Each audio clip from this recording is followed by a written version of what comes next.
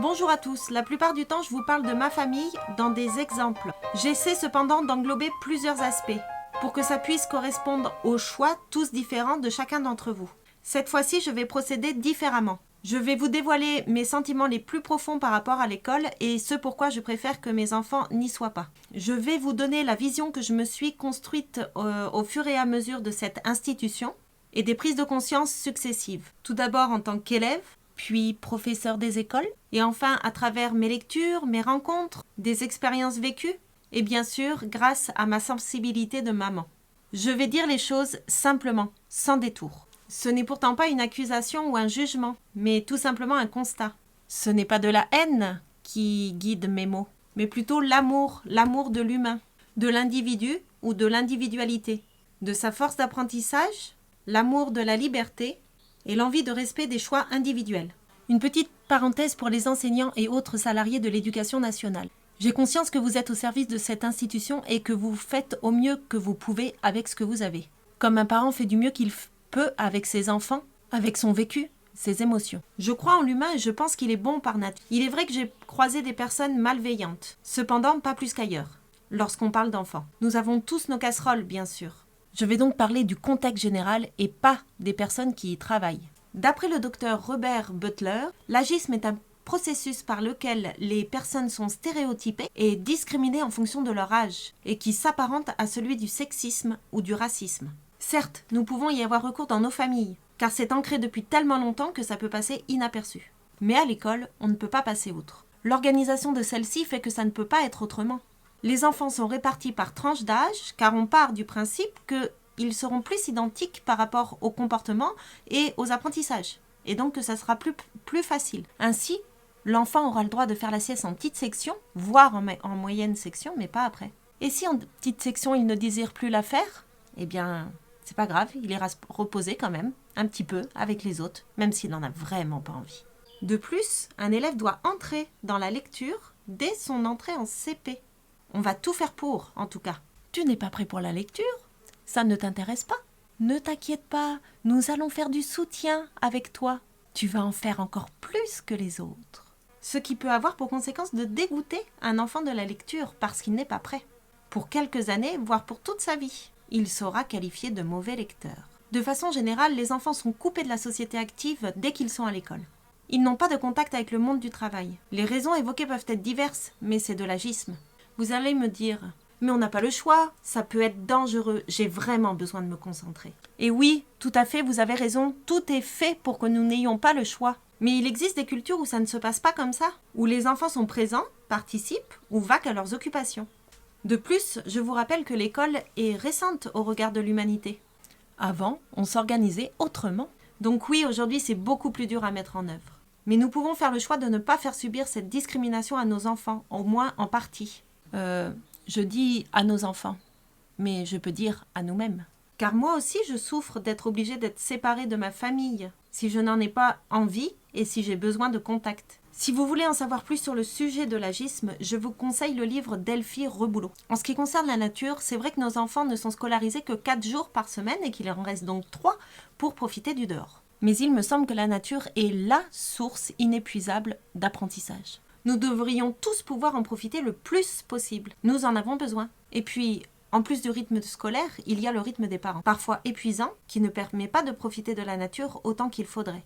Nous sommes des animaux, la nature est notre élément par définition. Nous en faisons partie, c'est notre ancrage, notre ressource, notre source d'énergie. Et regardez une cour d'école. C'est souvent recouvert de béton, avec parfois quelques arbres quand on a de la chance. Les enfants passent donc leur journée enfermés ou dans une cour asphaltée, sans possibilité de toucher un élément naturel. Personnellement, ce n'est vraiment pas possible pour notre famille.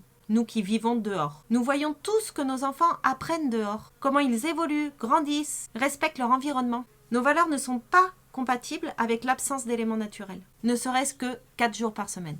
Au vu des évaluations, ce qui est demandé en priorité aux élèves, c'est de savoir lire, écrire, compter. Les sciences sont abordées, un peu de musique et d'art, mais pas trop quand même, on sait jamais. Par contre, tout ce qui est relations sociales, gestion des émotions, responsabilisation, respect des autres et de son environnement, confiance en soi, empathie, écoute, tâtonnement expérimental, et j'en passe, et tout bonnement pas abordé. Peut-être parfois survolé, mais surtout bafoué. Eh oui, mais c'est que les programmes sont costauds à suivre et laissent peu de place à tout ça. Seulement, pour notre famille, c'est ça les fondamentaux. Les bases de toute vie épanouie, équilibrée, respectueuse de soi, des autres et de son environnement. On parlait aussi des cours bétonnés. Le manque de contact avec la nature empêcherait le cerveau droit de se développer correctement. Le cerveau droit est le cerveau de l'intuition, de la créativité, des émotions, de la spiritualité et de l'impulsivité. Donc les programmes et l'organisation de l'école, sans contact avec la nature, nuiraient au développement du cerveau droit. Thierry Pardo en parle très bien dans son livre « Une éducation sans école ». Nous ne voulons pas que nos enfants se définissent suivant une norme, qu'ils se croient différents, mauvais ou même supérieurs. Nous souhaitons qu'ils soient eux, tout simplement, et ce sera très bien, parfait comme ça. Leur individualité sera respectée, accompagnée, chérie, encouragée. Évaluer. Quel mot empreint de supériorité selon moi. Il m'évoque du jugement lorsqu'on parle de l'évaluation d'un élève dans le but de renseigner son niveau. Comment peut-on évaluer les connaissances, les apprentissages réalisés de quelqu'un ?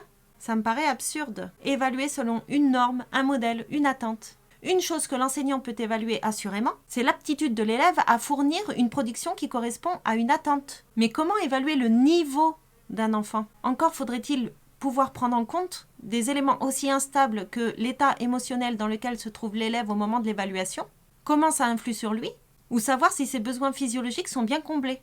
Je sais pas vous, mais moi je me concentre pas de la même façon si j'ai faim ou si j'ai envie de faire pipi. Et quelles sont les intelligences de l'enfant évalué ? Si ce dernier point était pris en compte, on n'évaluerait pas tous les enfants de la même manière.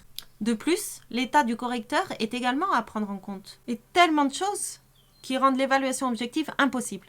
L'évaluation, telle qu'elle est faite dans les écoles, ne sert qu'à augmenter le stress des enfants et donc à diminuer leur capacité d'apprentissage. Elle sert à ce que les enfants se comparent, rappelons-le, sur des critères dénués de sens, et donc de faire disparaître leur propre estime de soi. À force d'être évalués, qu'on leur dise sans cesse ce qu'ils valent, les enfants ne savent plus dire s'ils sont fiers de ce qu'ils ont réalisé, si leur travail est achevé et s'il est satisfaisant à leurs yeux. Ils ne se rendent plus compte qu'ils sont les seuls à pouvoir pleinement ressentir s'ils savent, s'ils veulent continuer leur apprentissage, qu'ils sont les seuls à pouvoir s'auto-évaluer tout simplement. On leur enlève ce pouvoir qu'ils ont sur leur propre vie. On en arrive à penser des choses comme « je suis nul en maths », alors que c'est peut-être simplement parce que la manière de nous approprier cette notion nous a été imposée à un moment choisi et que ça ne nous convenait pas ainsi. Il existe tellement de cerveaux différents, de façons de fonctionner, d'apprendre, de s'épanouir. Comment quelqu'un d'extérieur à notre cerveau peut nous évaluer correctement et en toute objectivité ? Je ne dis pas que le non-recours à l'évaluation est possible à tous les niveaux, mais je trouve franchement que c'est trop souvent, trop systématique, trop à l'école.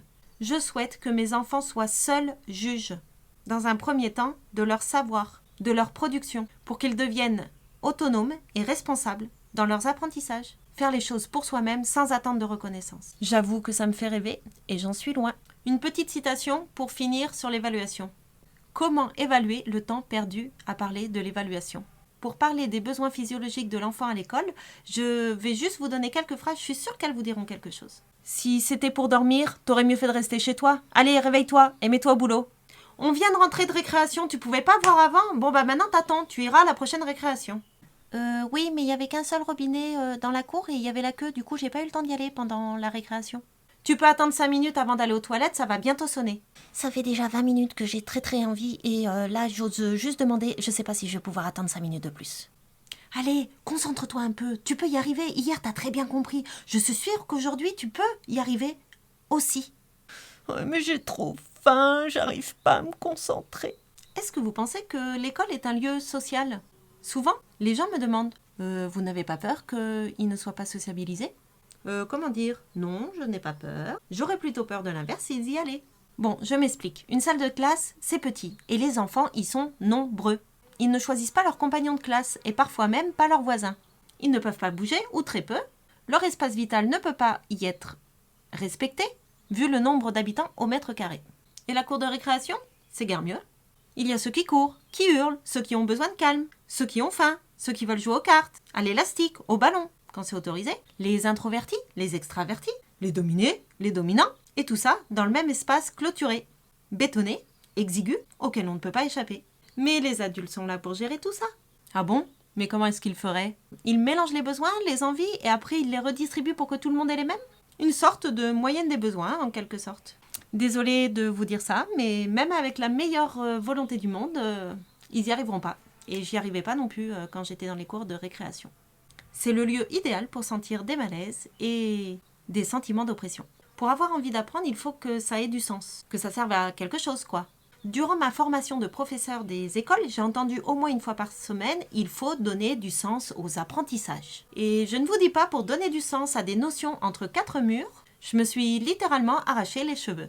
Et puis, ce qui a du sens pour moi, ce qui va me motiver à apprendre, ce sera potentiellement différent de ce qui a du sens pour mon voisin. Du coup, ça, multiplié par 30, dans une salle de classe de 70 mètres carrés, je vous laisse vous faire une idée.